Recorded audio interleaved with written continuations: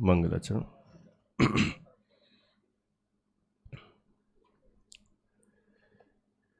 णमो अर्हन्ताणं णमो सिद्धाणं णमो आयरियाणं णमो अध्यायाणं णमो लोये सव्यसाहुणम्।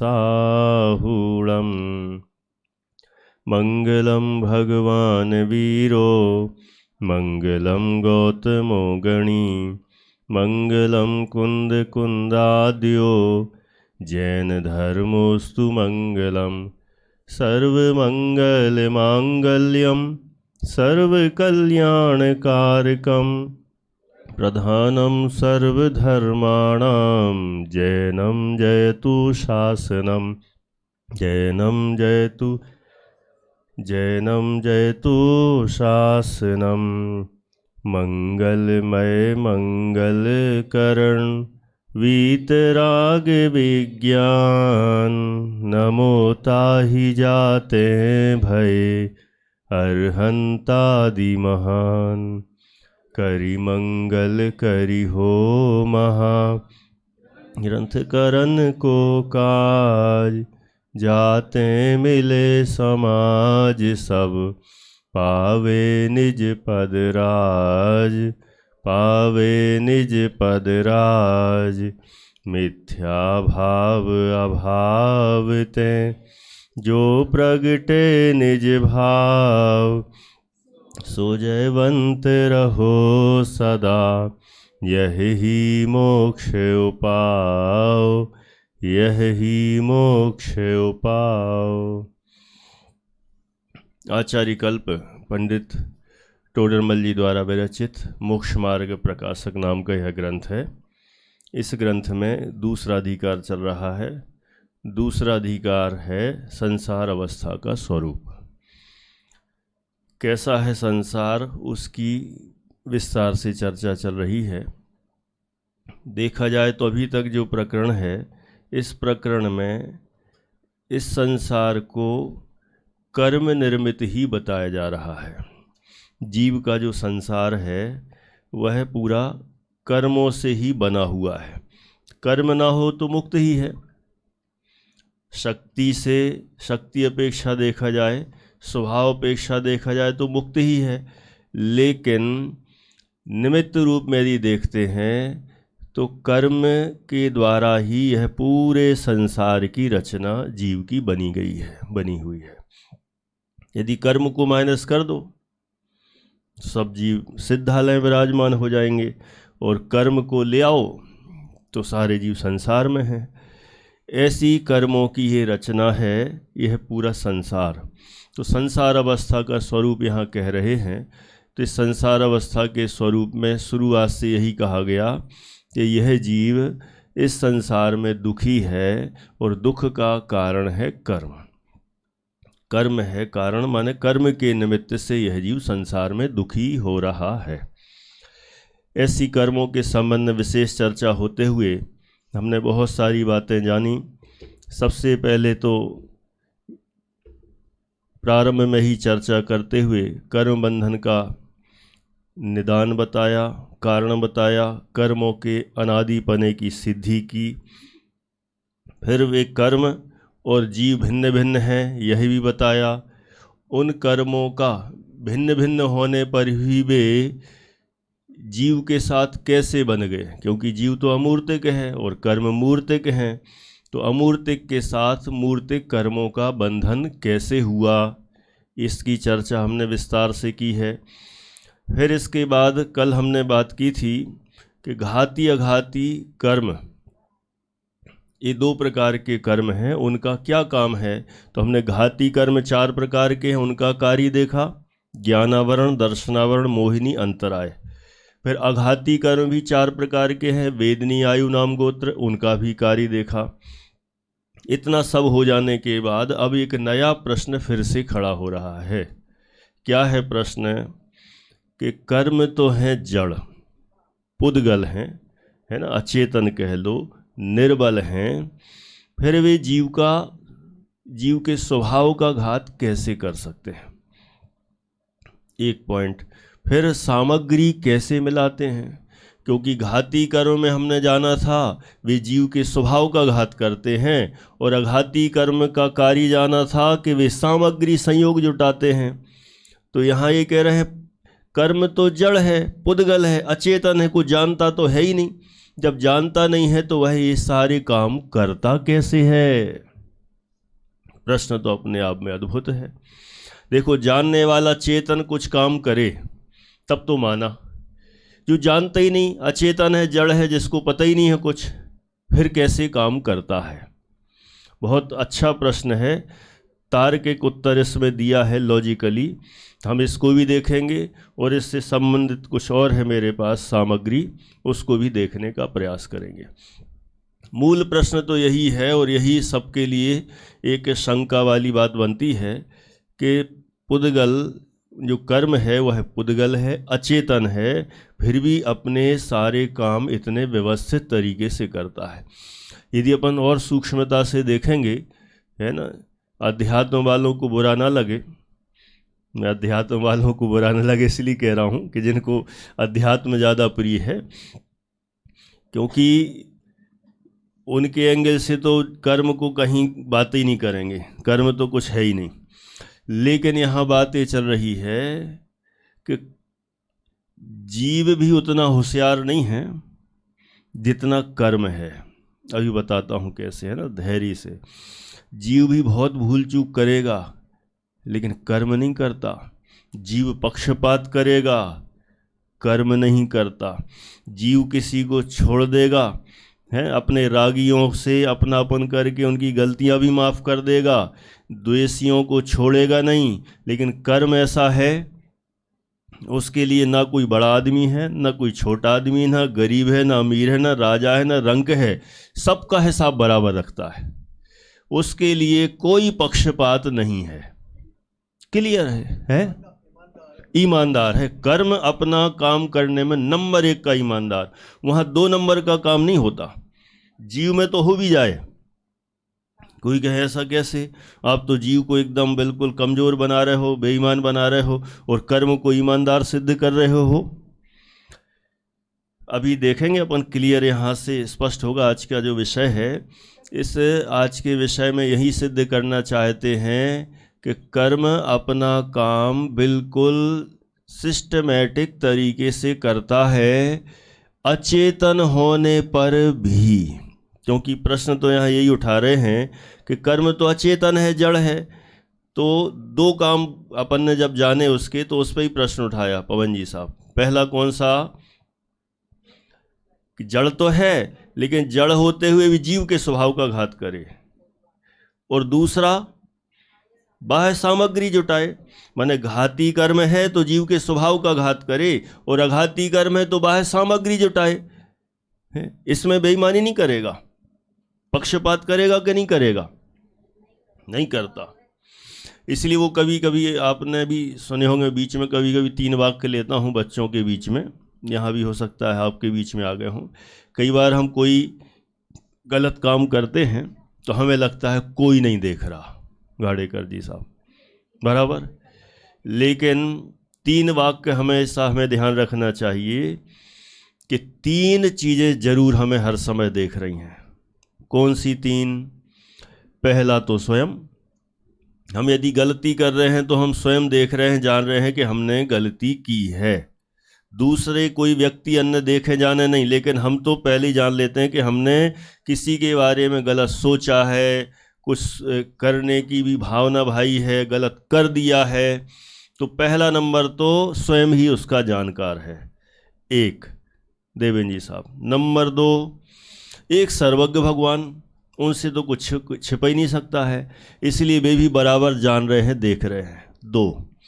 और एक तीसरा ऐसा है, कौन है? कर्म है।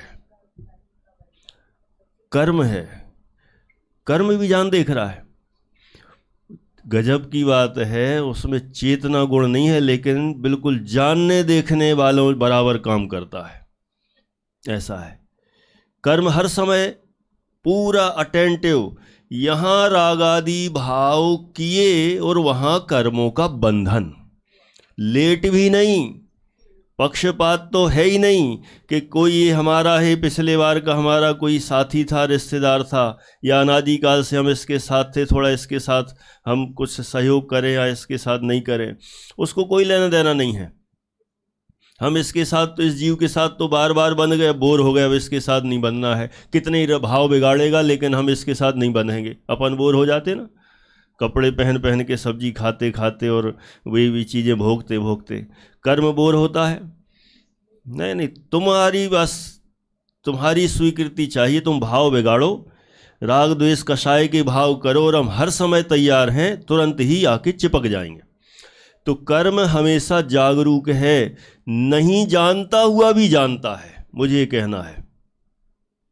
तो 3 चीज़ें हो गई देशना जी। पहला कि हमें ऐसा लगता है कोई हमें हमारी गलती को नहीं देख रहा है, तो पहला तो मैं स्वयं, नंबर 2 सर्वज्ञ भगवान, और नंबर 3 है कर्म। ये 3 चीज़ें, माने कर्म इतना एक्टिव है कि वो हर समय सब कुछ, मुनिराज भी होंगे उनको भी नहीं छोड़ेगा।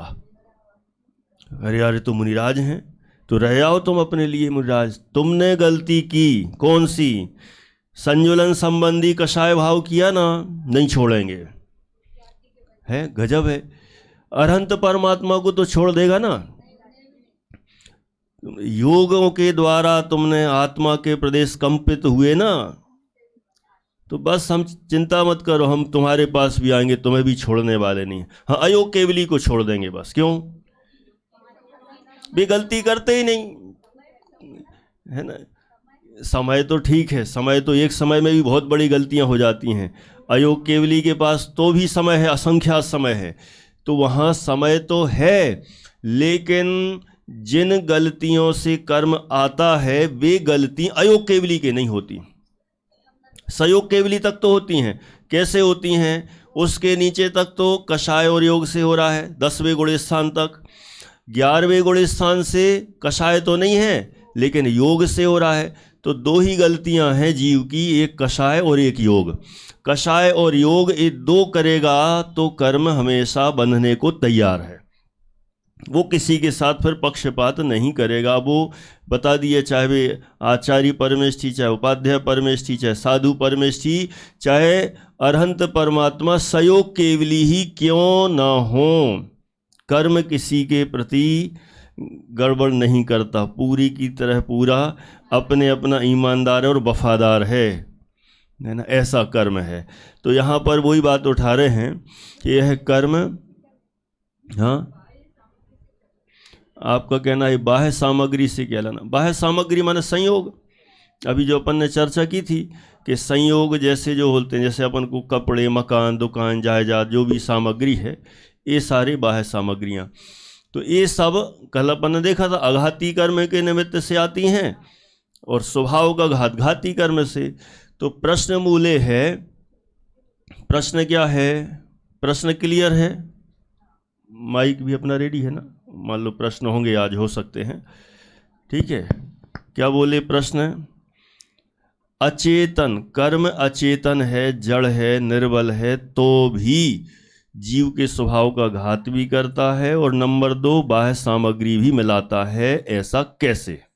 ठीक, अब इसका समाधान अपन देखते हैं, माइक पहुंचा दो, है ना, ठीक है। अभी तो प्रश्न ही हुआ है, प्रश्न में भी प्रश्न है कि समाधान है। हाँ जी,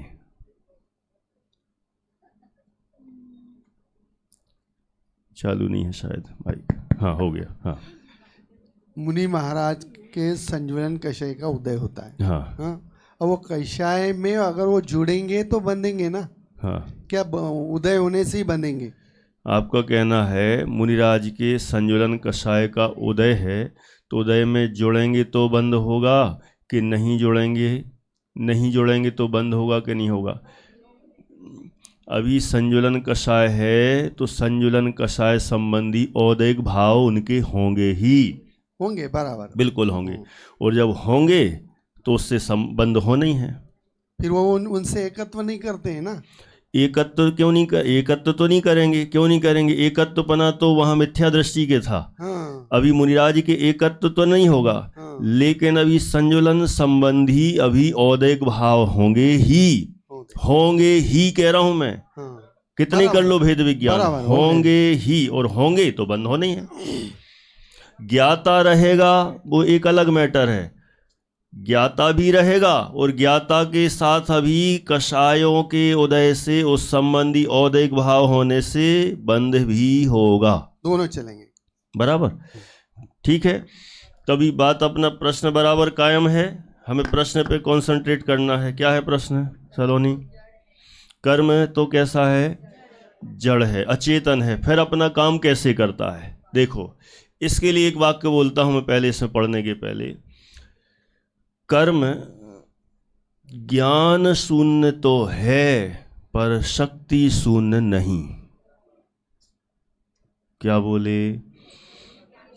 कर्म ज्ञान शून्य तो है पर शक्ति शून्य नहीं, और काम तो शक्ति करेगी, भले ही ज्ञान नहीं हो तो क्या हुआ, ऐसे ही है सिस्टम। इतना बस बोला है, अभी मैं कुछ और भी पढ़ूंगा, लेकिन पहले पंडित टोडरमल जी ने क्या कहा वो देखते हैं, और उसके बाद फिर इस पर अपन चर्चा करेंगे। मूल ग्रंथ की चर्चा पहले, फिर उसके सपोर्टर जो चीज़ हैं उस पर अपन करेंगे बात। प्रश्न है, यहाँ कोई प्रश्न करे, कर्म तो जड़ है, कुछ बलवान नहीं है, उनसे जीव के स्वभाव का घात होना व बाह्य सामग्री का मिलना कैसे संभव है? जड़ है, अचेतन है, तो कैसे करेगा ये काम? उसका समाधान, यदि कर्म स्वयं कर्ता होकर उद्यम से जीव के स्वभाव का घात करे व बाह्य सामग्री मिलावे, तब तो कर्म को चेतनपना भी चाहिए और बलवानपना भी चाहिए, है ना? बहुत लॉजिकली है। वह तो है नहीं, सहज ही निमित्त नैमित्तिक संबंध है। जब उन कर्मों का उदय काल हो, उस काल में स्वयं ही आत्मा स्वभाव रूप परिणमन नहीं करता, विभाव रूप परिणमन करता है, तथा जो अन्य द्रव्य हैं वे वैसे ही संबंध रूप होकर परिणमित होते हैं। क्लियर कर दी। अब आगे तो 2 उदाहरण दिए हैं 2 पैराग्राफ में। क्या इसमें कहा, पहले इसको समझते हैं। हमें सिद्ध क्या करना है, टॉपिक हमें ध्यान में रहना चाहिए। अचेतन जड़ कर्मों द्वारा ये जीव के ऊपर, है ना, उसका बल सिद्ध कर रहे हैं कि जीव को कैसे फंसाता है। सीधी सरल भाषा में बात कहें, जीव के अंदर में स्वभाव का भी घात करेगा, अंदर से भी खोखला करेगा और बाहर भी संयोग जुटाएगा।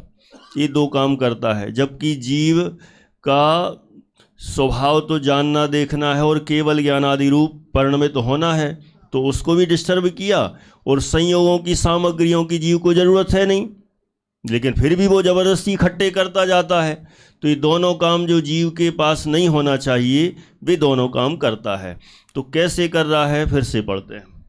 यदि कर्म स्वयं कर्ता होकर उद्यम से जीव के स्वभाव का घात करे, एक काम, वह बाह्य सामग्री मिलावे, तो तब तो कर्म को चेतनपना भी चाहिए और बलवानपना भी चाहिए। मुझे बताओ, इन दोनों में से कर्म के पास क्या है?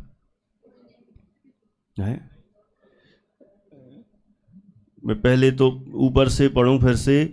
यदि कर्म स्वयं कर्ता होकर, माने स्वयं ही करता हो, वो काम करने वाला हो, डूअर हो, वो काम करने वाला हो, तो उसमें और 2 काम करे, कौन से? जीव के स्वभाव का घात करे और बाह्य सामग्री में लाए, तो उसको क्या चाहिए? एक तो चेतनपना भी चाहिए और दूसरा बलवानपना भी चाहिए। वह तो है नहीं, है ना? फिर क्या है? सहज ही निमित्त नैमित्तिक संबंध है। माने कर्ता होकर कर्म कभी भी काम नहीं करता। क्यों नहीं करता? क्योंकि हम देख ही चुके, कर्ता कर्म पने का संबंध एक ही द्रव्य में होता है, और ये तो 2 भिन्न द्रव्य हैं। एक कर्म अचेतन है और एक जानने देखने वाला जीव चेतन है। तो दो भिन्न भिन्न अलग अलग द्रव्य हैं, और जब अलग अलग द्रव्य हैं तब फिर उनमें कर्ता कर्मपना घटित नहीं हो सकता। तो कौन सा संबंध होगा? निमित्त नैमित्तिक संबंध होगा। बराबर। अब यानी देखो, वो भिन्न भिन्न भी है और उनका परिणामन भी स्वतंत्र है। हाँ वो तो दोनों है ही। भिन्न भिन्न भी है और उनका परिणामन भी उनमें ही स्वतंत्रपने होता है। हाँ तो है ही। उनमें ही होता है, बाहर नहीं कर सकता है वो। बराबर। ठीक है, क्लियर है। माने दोनों भिन्न भिन्न हो गए। अब इसमें क्या बता रहे हैं कि यदि कर्ता होकर करे तो उसमें चेतनपना भी चाहिए और बलवानपना, वो तो है नहीं। इसीलिए इन दोनों में कौन सा संबंध बताया? निमित्त नैमित्तिक। माने सारा काम चल रहा है निमित्त नैमित्तिक के द्वारा।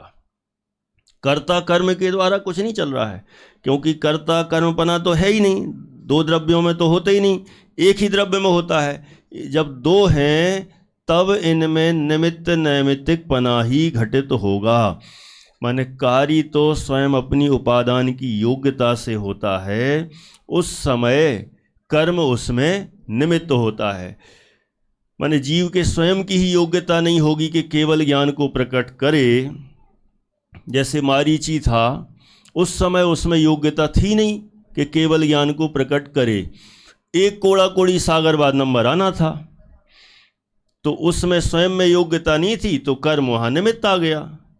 ठीक है, माने तुम अपनी योग्यता विकसित नहीं करोगे तो हम तो अटैक करने को तैयार ही हैं, तो वो फिर कर्म आड़े आ जाता है। जब उसमें योग्यता आई, मारीची में योग्यता आई केवल ज्ञान रूप सामर्थ्य को प्रकट करने की, तो कर्म कहाँ गया? फिर कुछ नहीं कर पाया। माने स्वयं की योग्यता हमें विकसित करना पड़ेगी, नहीं करेंगे तो कर्म तैयार है दबाव बनाने के लिए। वो तो लोक व्यवहार में भी सब जगह ऐसा ही होता है, जहाँ हम कमज़ोर पड़े और दूसरे ने दबाव बनाया, हावी हुआ, ऐसे यहाँ जीव कमज़ोर पड़ता है और कर्म तुरंत ही हावी हो जाता है। तो मुझे बताओ, इसमें किसका दोष हुआ? कर्म का हुआ कि जीव का खुद का? जीव का स्वयं का है।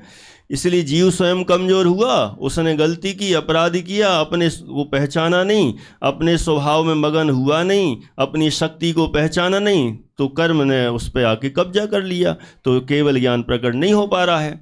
यही सारा काम यहाँ चल रहा है। तो इस स्वभाव का घात भी किए जा रहा है का मतलब जीव स्वयं प्रकट नहीं कर पा रहा है, तो वहाँ उस समय कर्म का निमित्तपना लागू हो गया। हाँ, इस तरह से यहाँ बताया। अब देखो और आगे, जब उन कर्मों का उदय काल हो, क्या बोल रहे हैं? जब उन कर्मों का उदय काल हो, उस काल में स्वयं ही आत्मा स्वभाव रूप परिणमन नहीं करता। अच्छा मुझे बताओ, इसमें तो भाषा ऐसी लिखी, कैसी लिखी? जब उन कर्मों का उदय काल हो। अब आप लोगों से ही पूछेंगे हम, अब आप ही बताना अध्यात्म से या आगम से, ठीक है? लिखा क्या है? जब उन कर्मों का उदय काल हो, उस काल में स्वयं ही आत्मा स्वभाव रूप परिणमन नहीं करता, विभाव रूप परिणमन करता है। तो ये वाक्य सही है कि नहीं? बताओ अंजू जी। नहीं है ना? हाँ, मुझे पता था। तो माइक से समझा दो मुझे ज़रा, क्या सही है? बता रहे हो आप? नहीं, मैं बताऊं, आप क्या बताओगे? मैं बोलता हूं। देखो, चर्चा ही कर रहे हैं और कुछ नहीं है। मैं बोलूं, कर्मों का उदय काल हो, नहीं, क्या आत्मा स्वभाव रूप जब स्वयं ही परिणमित ना हो, उस समय कर्म पर आरोप आ जाता है। कौन सा वाक्य सही है? फिर से बोलता हूं, दो वाक्य। कर्म का उदय काल हो तो आत्मा स्वभाव रूप परिणमन नहीं करता, एक वाक्य है, ठीक है? अब मैं हाथ उठवाऊंगा कि इसको कौन सा जमता है, ठीक है अर्पित? पहला कौन सा है? कर्म का उदय काल हो तो आत्मा स्वभाव रूप परिणमन नहीं करता, नंबर 2, आत्मा जिस समय अपने स्वभाव रूप परिणमन न करे उस समय कर्म के उदय को निमित्त कहा जाता है। दोनों में से कौन सही है? बोलो। है? अच्छा, पहला वाला मैं बोलता हूं, आप बोलने की जगह आप कह देना इसमें तैयार है ना। कर्म का उदय हो, हम यहां से बात करें तो किसको लगता है सही है? और दूसरा, जब जीव स्वभाव रूप परिणमन ना करे तब कर्म के उदय को निमित्त कहा जाता है। कौन सही है? दोनों सही है ना? पक्का? फिर आप कहना नहीं कल तो लड़ने झगड़ने पड़ गए हमारे पीछे खतरनाक टाइप से, है ना? ठीक है, मजाक कर रहा हूँ। आपको कुछ कहना है? हाँ, नहीं तो आपका कहना है वो वाला सही है? नहीं, आप, मेरा तो प्रश्न क्या है, माइक दे दो।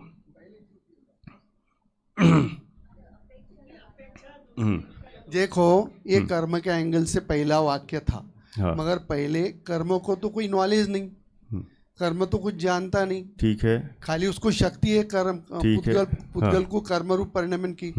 मगर उस समय जब जीव स्वयं ही अपने ज्ञान स्वरूप को भूलता है और विभाव रूप कर्म करता है, उस समय कर्म का बंध होता है, उदय रूप होता है। तो पहले जीव का अपराध है, कर्म का नहीं। हाँ, दोनों का परिणाम स्वतंत्र है, भिन्नता और स्वतंत्रता दोनों के लिए लागू पड़ेगी। ठीक है। अच्छा, आपने एक तरफ वाला बोला, अब यहाँ तो पंडित टोडरमल जी लिख रहे हैं, कहाँ से लिख रहे हैं? जब उन कर्म का उदय काल हो। पंडित टोडरमल जी तो यहाँ से लिख रहे हैं। तो अब हमें देखना है पंडित टोडरमल जी ज़्यादा सही होंगे कि हम ज़्यादा सही हैं। ठीक है, देखो ऐसा है, विवक्षा भेद होती हैं और दोनों ही विवक्षाएं अपनी जगह परम सत्य हैं। कई बार क्या होता है, अपन एक ही विवक्षा को ही लेना चाहते हैं, जबकि आगम है, अपेक्षाओं का भंडार है, अपेक्षाएं हैं। तो यहाँ कर्म की जो प्रकरण क्या है, दूसरा अधिकार है। जिस समय मैं समझता हूँ, जिस समय जिस विषय की मुख्यता से कथन चल रहा हो, उस समय उसको मुख्य करके ही चलना चाहिए। नहीं तो क्या समस्या आएगी, अपन कभी कभी जो चल रहा है उसको तो कर देते साइड में और अपन अपने दूसरे एंगल को हाईलाइट करते हैं। अब मान लो, उदाहरण के लिए मान लो हम विषय ले रहे हैं कौन सा, 5 अभक्ष का, बराबर। पहला अभक्ष कौन सा है? त्रसघात, दूसरा बहुघात, तीसरा अनुपसेव्य, चौथा नशाकारक, पांचवा अनिष्टकार। ये 5 प्रकार के अभक्ष होते हैं। त्रसघात में इतने जीवों का होता है, ये होता है, वो होता है, सब बता दी। ये सारे के सारे हमें खाना चाहिए कि नहीं? खाना चाहिए कि नहीं? कोई नहीं बोल रहा है। खाना चाहिए कि नहीं? नहीं खाना चाहिए ना। कि हम ये बोलें आज तक तो हमने खाई ही नहीं, क्या बोले हम? ये बोलना चाहिए, ये बोलना चाहिए कि हमें नहीं खाना चाहिए, बोलना चाहिए है।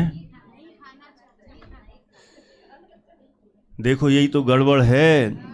अनावश्यक ऐसी शैली मत विकसित करो कि हम जो विषय चल रहा है उसको न्याय ना दे सकें।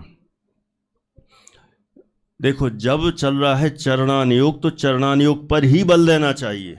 वहाँ ज़्यादा अध्यात्म करेंगे ना अपन, तो वो चीज़ें गौण ही हो जाएगी, ख़त्म हो जाएगी, फिर वहाँ वो महिमा आई ही नहीं। अपन सीधा शुरू कर दें, आज तक तो जीव ने खाई नहीं, आज तक तो भोग ही नहीं, छुआ ही नहीं, वो वहाँ स्वच्छंदी हो जाएगा। हाँ, इसलिए जिस समय चरणानुयोग का प्रकरण चल रहा हो उस पर बल देकर कथन, जिस समय अभी कर्म सिद्धांत चल रहा है तो इसकी मुख्यता से कथन, साथ में वो लिया जाएगा। कोई कहे गुरुदेव श्री ने तो हर जगह अध्यात्म खोला।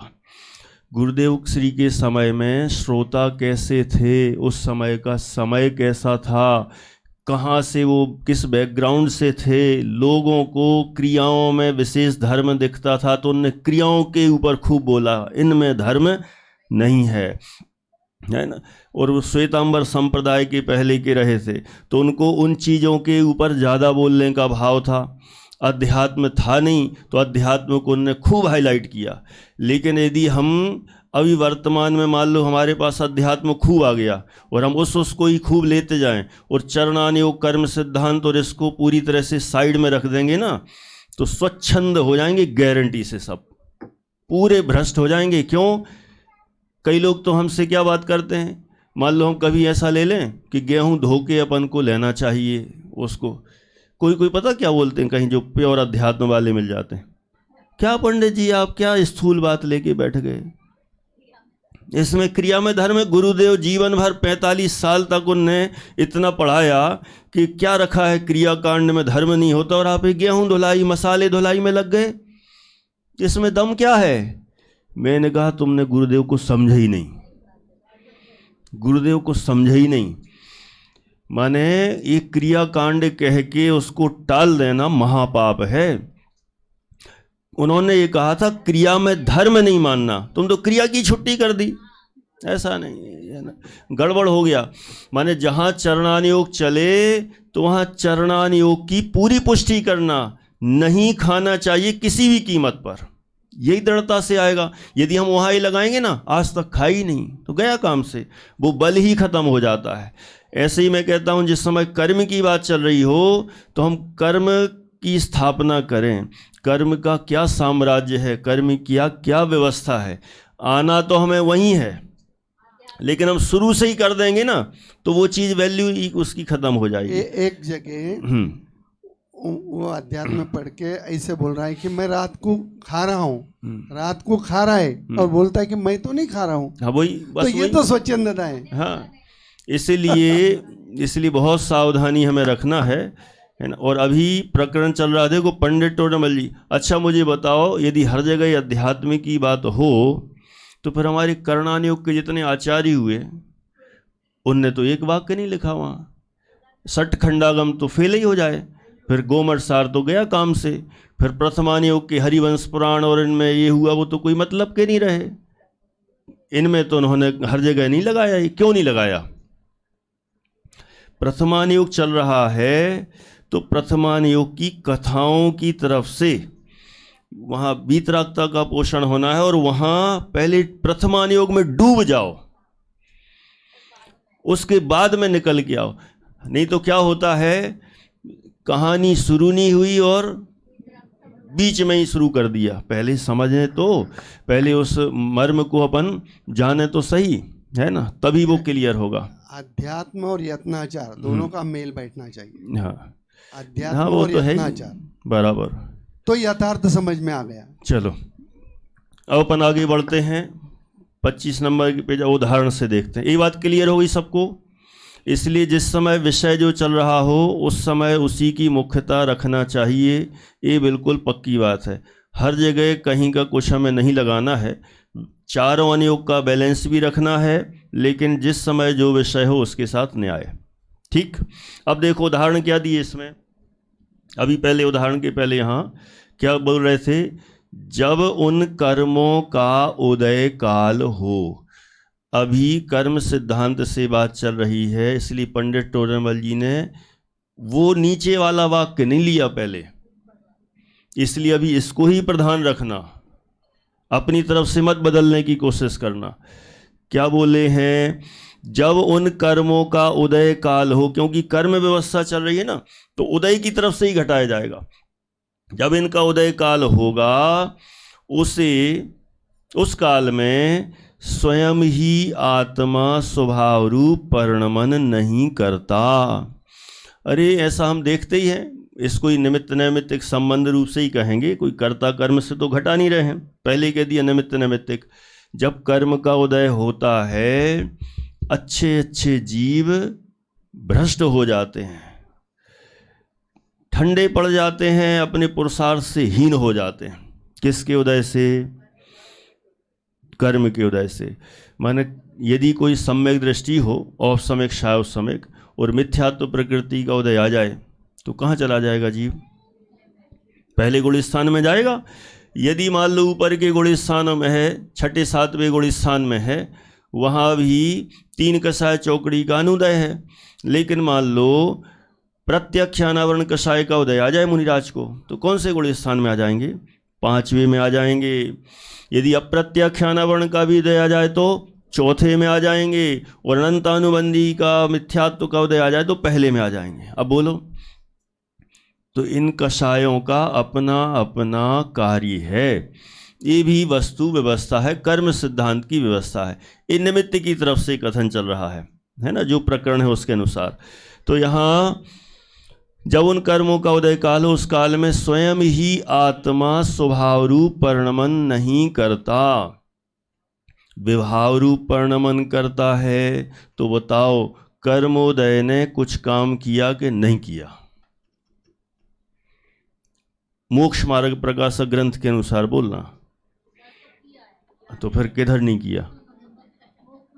हाँ, तो इधर ही तो, अरे तो हम इधर ही तो पूछ रहे हैं, इधर ही किया है तो कहाँ? प्रकरण ग्रंथ कौन सा चल रहा है अभी? हाँ बस, अभी यहाँ बिल्कुल क्लियर बोल रहे हैं।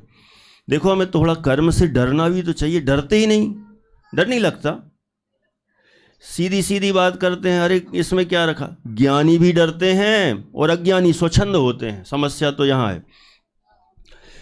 कर्म से हमें डर लगना चाहिए, संसार से डर लगना चाहिए कि यदि कर्म बन गया तो नरक में जाना पड़ेगा, नरकायु बन गई तो वहाँ जाना पड़ेगा। इसलिए हमें कर्म नहीं बांधना है, हमें अपने स्वभाव रूप परिणमन करना है। तो डरना नहीं चाहिए।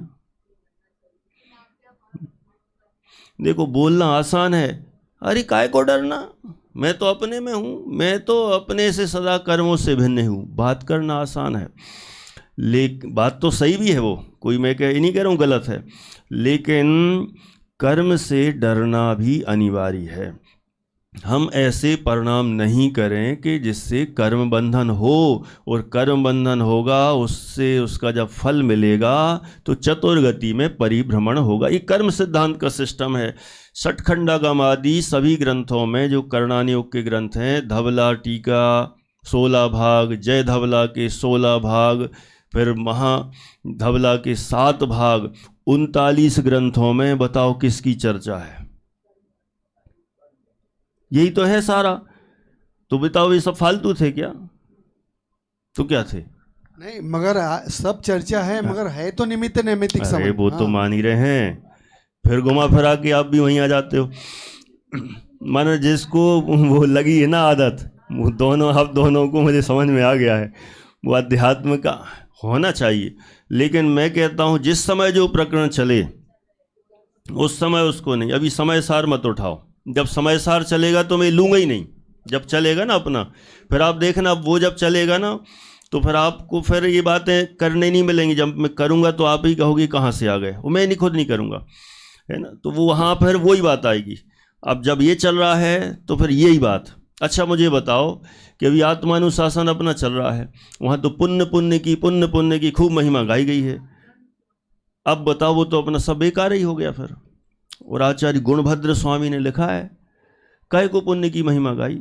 पुण्य करो, नहीं करेंगे तो नरक में जाएंगे, नहीं करेंगे तो नरक में जाएंगे। तो अब वहाँ हम क्या करेंगे? क्या करना चाहिए वहाँ? हर श्लोक को काट करके बोलो, क्या बोलो?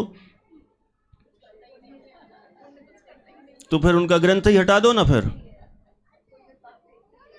पुण्य पापे की वहाँ भी कर दो।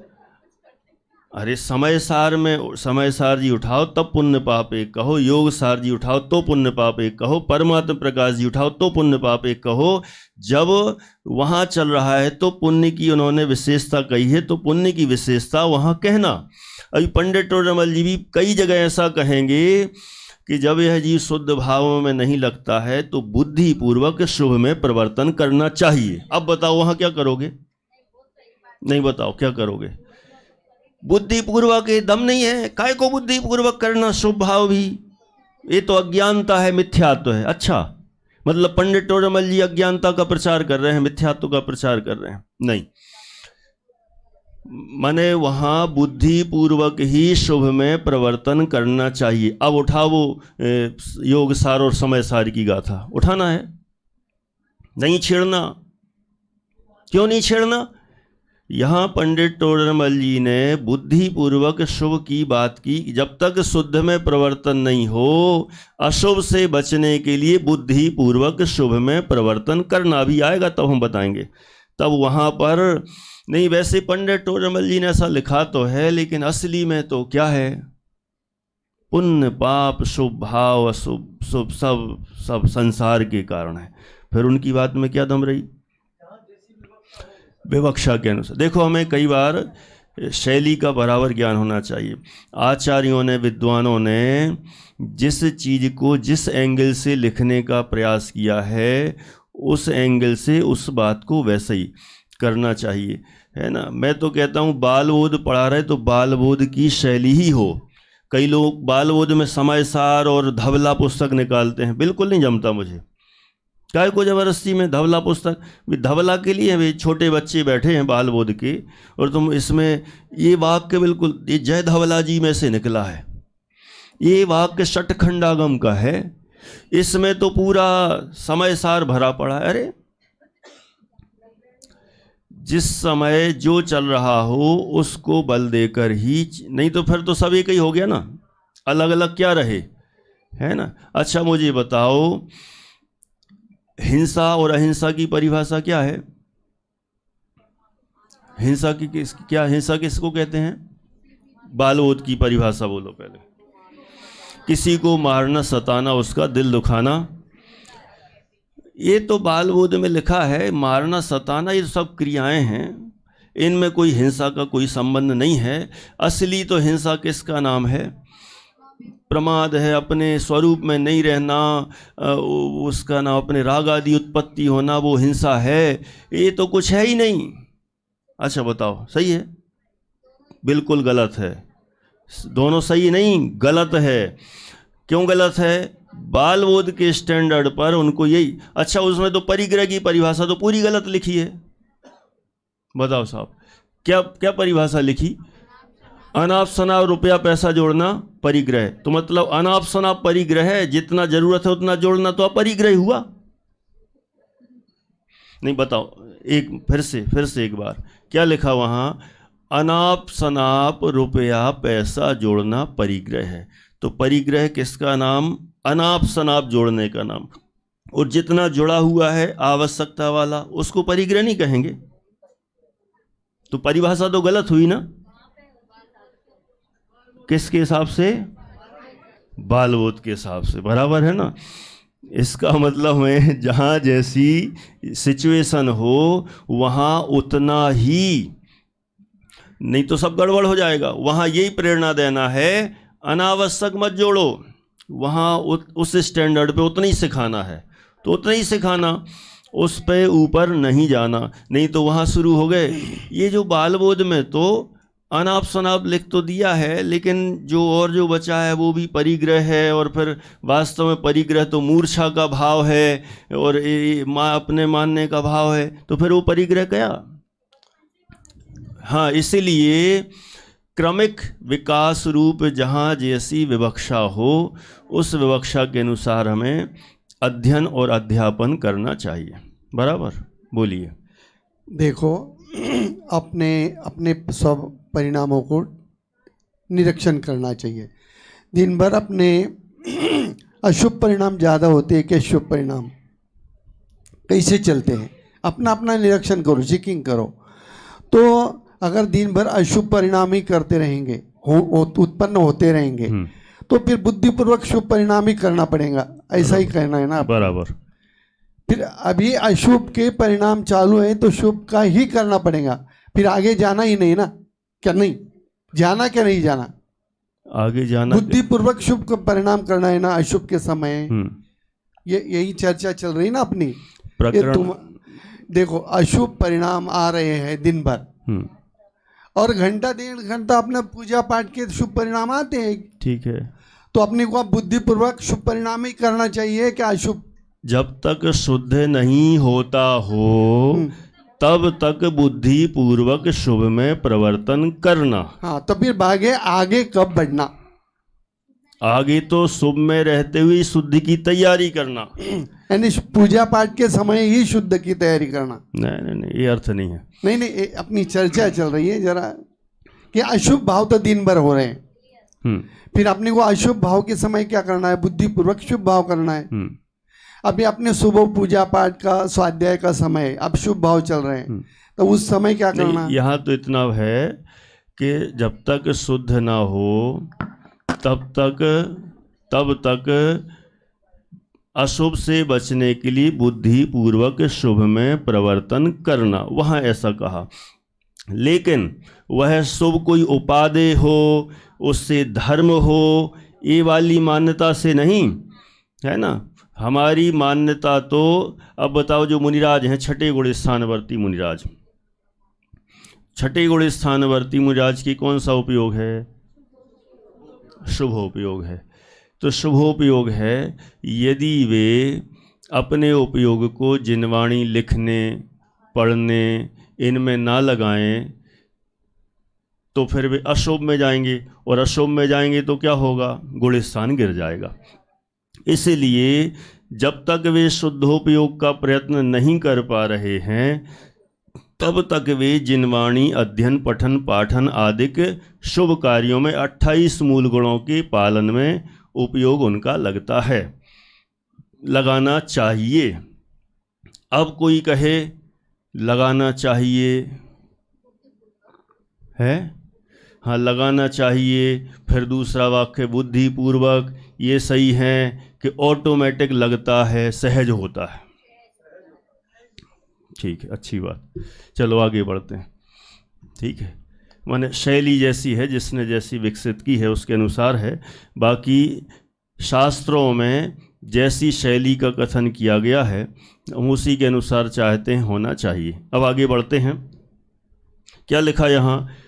जब उन कर्मों का उदय काल हो उस काल में स्वयं ही आत्मा स्वभाव रूप परिणमन नहीं करता, विभाव रूप परिणमन करता है, तथा जो अन्य द्रव्य हैं वे वैसे ही संबंध रूप होकर परिणमित होते हैं। कर्मोदय हो तो कर्मोदय के काल में आत्मा स्वभाव रूप परिणमित नहीं होगा, और जब स्वभाव रूप परिणमन नहीं करता तो किस रूप परिणमन करता है? विभाव रूप परिणमन करता है, और विभाव रूप परिणमन करता ही है एक, तथा जो अन्य द्रव्य हैं वे वैसे ही संबंध रूप होकर परिणमित होते हैं। माने अंतरंग में तो कर्मोदय से जीव विभाव रूप परिणमन करेगा, स्वभाव रूप नहीं। एक इसका कार्य हुआ घाती कर्म का, बराबर, और अघाती कर्म का काम भी बता दिया साथ में। तथा जो अन्य द्रव्य हैं, जो बाह्य संयोग हैं, वे अघाती कर्म के निमित्त से वे वैसे ही संबंध रूप होकर परिणमित होते हैं। माने अघाती कर्म के निमित्त रूप जैसा जैसा कर्मोदय हो, साता का हो असाता का हो, नाम कर्म आदि का हो, जिन जिन का हो, उसके अनुसार उनका परिणमन पाया जाता है। ठीक है, माने कर्मोदय की चर्चा यहाँ बता रहे हैं, क्योंकि हेडिंग ही है कि कर्म, अचेतन कर्म अपना काम कैसे करते हैं। तो वस्तु व्यवस्था तो ऐसी अपन को जानना पड़ेगी ना, कैसे करते हैं, है ना।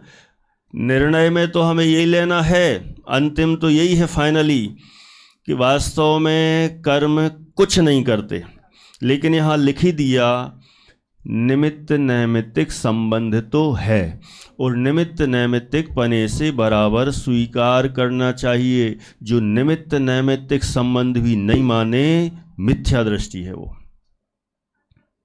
अज्ञानी है। क्यों? क्योंकि निमित्त नैमित्तिक तो है ही। अब देखो उदाहरण दे रहे हैं कितना बढ़िया। मैं जहाँ कर्ता कर्म है वहाँ कर्ता कर्म स्वीकारे, जहाँ निमित्त नैमित्तिक है वहाँ निमित्त नैमित्तिक स्वीकारे। अब उदाहरण क्या दिए? जैसे किसी पुरुष के सिर पर मोहन धूल पड़ी हो, है ना। मोहन धूल तो सुनी होगी नाम, वैसे ज़्यादातर तो अपन इसी में सुनी है, और बाकी और भी कहीं कहीं देखी होगी, मैं धूल नहीं देखी होगी, दूसरे है नहीं, कैसा हिप्नोटिज्म, अब जो भी हो अलग अलग टाइप का। तो अब आजकल तो दूसरी मोहन धूल क्या है? क्या है मोहन धूल? हिप्नोटिज्म है ना, माने ऐसी मंत्र द्वारा ऐसी कोई चीज़ होती है जो किसी के ऊपर डाल दी जाए तो उसका असर, उससे वह पुरुष पागल हुआ। ये अपने मूवी में भी तो देखी होंगी ना, अब मूवी में तो सब डुप्लीकेट जैसा भी दिखा देते हैं, ऐसा करके वो डाल दिया या कुछ भी तो एकदम अलग टाइप का उस पर असर हो जाता है। सम्मोहन कहें, ऐसी मोहन धूल, वो सम्मोहन वाली बराबर है ना। वह पुरुष पागल हुआ, वहां उस मोहन धूल को ज्ञान भी नहीं है, ज्ञान भी नहीं था और बलवानपना भी नहीं था। धूली को तो कुछ ज्ञान है नहीं, मोहन धूली को ना ज्ञान था ना बलवानपना था, परंतु पागलपना उस मोहन धूल ही से हुआ कहते हैं। जो पागल जैसा हुआ वह मोहन धूल ही से हुआ कहते हैं। वहाँ मोहन धूल का तो निमित्त है और पुरुष स्वयं ही पागल हुआ परिणमित होता है, ऐसा ही निमित्त नैमित्तिक बन रहा है। अब देखो यहाँ जो आपके मन की बात भी कह दी अंजू जी, है ना, क्या बोले, मोहन धूल का तो निमित्त है और पुरुष स्वयं ही पागल हुआ, माने पागल तो अपनी स्वयं की योग्यता से ही हुआ है, मोहन धूल के कारण नहीं हुआ है। जिस समय पागल होना था उस समय हो गया अपनी योग्यता से, मोहन धूली उसमें निमित्त हो गए। देखो जब ये आएगा तो हम वही वाक्य बोलेंगे, लेकिन जब वो आएगा ना कर्मोदय तो हम वही बोलेंगे फिर। मतलब मैं तो जो इसमें शास्त्र में लिखा है मुझे वही शैली पसंद आती है, हर वाक्य को बदल बदल के अपने हिसाब से ढालने का पसंद नहीं आता, है ना। अब देखो एक उदाहरण दिया, अब दूसरा, तथा जैसे सूर्य के उदय से के काल में चकवा चकवियों का संयोग होता है, ये पक्षी होते हैं, चकवा चकवी जोड़ेदार, नर और मादा, मान मेल फीमेल हैं, चकवा मेल है और चकवी फीमेल है। वहाँ रात्रि में किसी ने द्वेष बुद्धि से बलजबरी करके उन्हें अलग नहीं किए हैं और दिन में किसी ने करुणा बुद्धि से लाकर मिलाए नहीं हैं। सूर्योदय का निमित्त पाकर स्वयं ही मिलते हैं, ऐसा ही निमित्त नैमित्तिक बन रहा है। ये दो पक्षियों का ऐसा सिस्टम है, रात में नियम से अलग और सूर्योदय की पहली किरण हुई और दोनों मिल जाते हैं। अब मुझे बताओ, सूर्य ने मिलाए अथवा सूर्य ने बिछोड़ किया, कि सूर्य आया हो आ जाओ दोनों मिल जाओ, कुछ नहीं हुआ। और जब वो अस्त हुआ तो तुम भी चले जाओ, तुम भी अस्त हो जाओ, अलग अलग हो जाओ। ऐसा सूर्य ने तो ऐसा नहीं किया। ऐसे ही कमल भी होता है, सूर्योदय होते ही खिल जाता है और सूर्यास्त होते ही मुरझा जाता है। तो सूर्य ने उसको खिलाया हो, उसको मुरझा दिया हो, ऐसा तो है नहीं। कमल का खिलना अथवा चकवा चकवी का मिलना, उस समय सूर्योदय का निमित्त होना, ऐसा ही निमित्त नैमित्तिक संबंध है। ऐसे ही कमल का मुरझाना अथवा चकवा चकवी का बिछुड़ जाना, उसी समय सूर्य का अस्त होना, ये भी निमित्त नैमित्तिक संबंध है। तो इस तरह से ऐसा ही समझना कर्म में और जीव में कि निमित्त नैमित्तिक पने से ऐसा कार्य होता है। और देखो वास्तव में तो कई लोगों को फिर भी जैसे डाउट हो कि ऐसा फिर भी कर्म कैसे करता है। दो उदाहरण तो यहाँ दे दिए, है ना, मोहन धूली का दे दिया और चकवा चकवी का। ये पंडित टोडरमल जी के ज़माने के 350 साल पुराने हैं। अभी लेटेस्ट अपडेट हमारे पास तो इतने उदाहरण हैं कि जितने कहें उतने कम हैं। हम कंप्यूटर के कीबोर्ड पर जिस पर बटन पर उंगली दबाते हैं, सामने क्या लिखा आता है। जैसे ए पर दबाया उंगली की तो वहाँ ए लिखा आता है, बी पर लिखा तो बी लिखा आता है। तो ऐसा ही परस्पर है, सिस्टम है उसका। ऐसी तो कितनी सारी चीज़ें आ गई आजकल कि पंखे से कह दो बंद हो जाओ, बंद हो जाता है।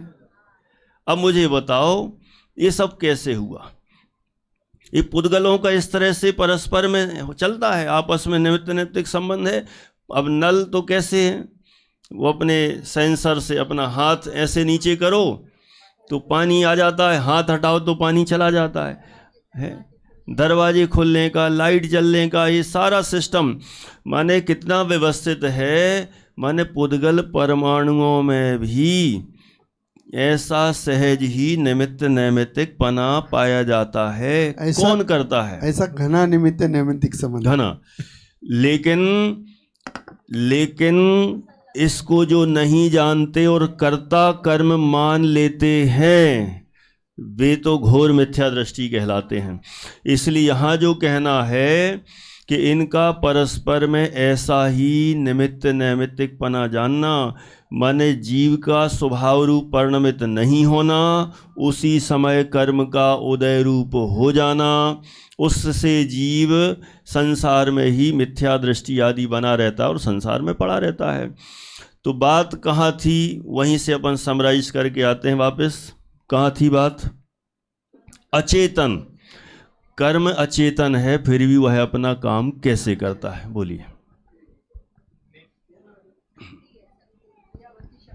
हाँ देवेंद्र जी साहब। निमित्त नैमित्तिक संबंध से अपन ऐसा कह सकते हैं क्या कि कार्य हुआ, इसकी सिद्धि हो गई, लेकिन कर्ता कर्म एक दूसरे से नहीं है। हाँ, सबसे कार्य हुआ, हाँ, बस ये सिद्ध करता है निमित्त नैमित्तिक संबंध। बिल्कुल। देखो, जब भी काम होगा एक्चुअल में तो होता तो है अपने उपादान से, बराबर, लेकिन जिस समय काम होगा उस समय निमित्त भी होगा। अब उस काम को दो एंगल से देखा जाता है। एक उपादान से देखोगे सो भी देख सकते हो, निमित्त की तरफ से देखोगे सो भी देख सकते हो, लेकिन दोनों ही अपनी जगह सही हैं। कोई कहे नहीं दो में से एक सही बताओ। जब निमित्त नैमित्तिक की तरफ से बताएंगे तो वो भी सही है, जब उपादान उपादेय की तरफ से बताएंगे तो वो भी सही है। अब दो में से कौन सही? तो सिद्ध ये करना है कि कार्य हुआ, बस कार्य हुआ। अब कार्य हुआ तो कार्य हुआ, ये सिद्ध हुआ। बस मुझे तो घड़ा चाहिए पानी पीने, अब चाहे वो मिट्टी से बने चाहे कुम्हार बनाए, सही है ना? सही है कि नहीं? सत्य तो यही है, हमें घड़ा चाहिए पानी पीने। अब मुझे बताओ किसने बनाया, इस पे झगड़ा करना है कि घड़े में पानी पीना है? काम हो गया ना। अब काम को देखने के तरीके दो हैं। आप मिट्टी की तरफ से देखोगे वो निश्चय वाला कथन है, और कुम्हार की तरफ से देखोगे ये व्यवहार वाला कथन है। वो उपादान उपादेय की तरफ से है, निमित्त नैमित्तिक की तरफ से है। और जब भी काम होगा तो दो ही चीज़ें रहेंगी, है ना? वहाँ कर्ता कर्म घटेगा, यहाँ निमित्त नैमित्तिक घटेगा। तो यहाँ पर इसी तरह से ही बात कही जा रही है, माने निर्बल जड़ कर्म भी निमित्त नैमित्तिक पने से अपना काम करते हैं, निमित्त नैमित्तिक पने से अपना काम करते हैं, और उनके द्वारा कर्मों का बंधना, फल देना और जीव दुखी होना, संसार में भटकना, ये सारा काम कर्म के निमित्त से हो रहा है, कर्म के निमित्त से हो रहा है। अब वहाँ से कहना हो कि जीव स्वयं अपने स्वभाव रूप परिणमित नहीं होता, ये भी कार्य हुआ, उस समय कर्म का उस तरह निमित्त हो जाना, ये भी कर्म का निमित्तपना हुआ। काम तो इतना ही हुआ कि जीव अपने स्वभाव रूप परिणमित नहीं हुआ, है ना? तो बताओ, जीव अपने स्वभाव रूप परिणमित नहीं हुआ तो हमें करना क्या है? कर्मों से लड़ना है कि किससे लड़ना है? हमारी कमजोरी से लड़ना है। किससे लड़ना है? हमारी कमजोरी से लड़ना है। ना हम कर्म से लड़ सकते हैं, न किसी पे आरोप लगा सकते हैं, और किससे हम क्या कहें? हमारा खुद का ही अपराध है कि हम अपने स्वभाव रूप परिणमित नहीं हो रहे हैं, इसलिए हमारी गलती है, हमें उसको सुधारना है। यदि हम उसको सुधार लेंगे स्वभाव रूप परिणमन हो जाएगा, और जिस क्षण स्वभाव रूप परिणमित हो गया, कर्म ऑटोमेटिक कहेगा जय जिनेंद्र, हम ऐसे लोगों के साथ रहने ही पसंद नहीं करते जो हमें कोई वैल्यू नहीं देता, है ना? ऐसा स्वरूप है। इस तरह से अपन ने जड़ कर्मों के द्वारा जीव के स्वभाव का घात और बाह्य सामग्री का संयोग निमित्त नैमित्तिक रूप में कहा गया, ये बात सिद्ध हुई। शेष चर्चा अपन आगे करेंगे। सहजानंदी शुद्ध स्वरूपी अविनाशी हूँ आत्म स्वरूप सह